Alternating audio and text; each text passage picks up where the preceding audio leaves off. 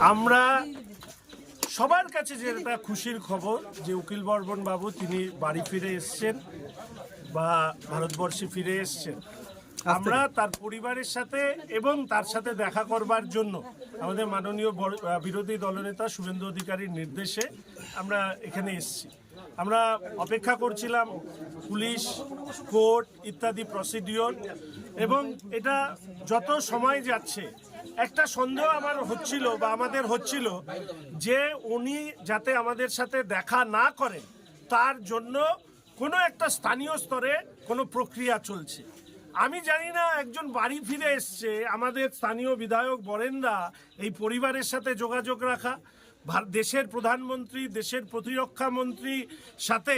যোগাযোগ করা মাননীয় বিরোধী দলনেতার পক্ষ থেকে এবং অন্যান্য যে কোনো জায়গার থেকে, এখানে তো কোনো বিরোধ ছিল না। তাহলে একজন পরিবারের সাথে ভারতীয় জনতা পার্টি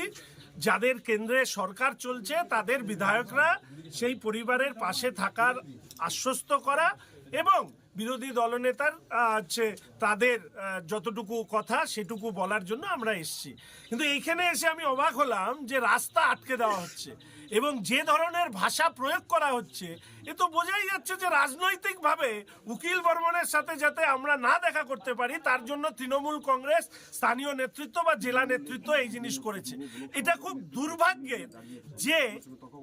আজকের দিনে দাঁড়িয়ে, আজকে আমি এটা বলতে চাইনি তবু আমাকে বলতে হচ্ছে, এক সময় এই বিএসএফ এর বিরুদ্ধে যে ধরনের ভাষা প্রয়োগ করা হয়েছে বিধানসভার ভেতরে এবং বাইরে প্রস্তাব আনা হয়েছে, আজকে বিএসএফ এর একটা ভালো কাজ, সেই কাজের ভাগিদার হতে গিয়ে, তার অংশীদার হতে গিয়ে আর কারো সাথে কথা বলতে দেওয়া যাবে না। এই যে নোংরা রাজনীতি, এই রাজনীতির সাথে যাদেরকে জড়িয়ে দেওয়া হচ্ছে, যারা সাধারণ মানুষকে জড়িয়ে দেওয়া, গ্রামবাসীদেরকে জড়িয়ে দেওয়া, গরিব মানুষদেরকে যে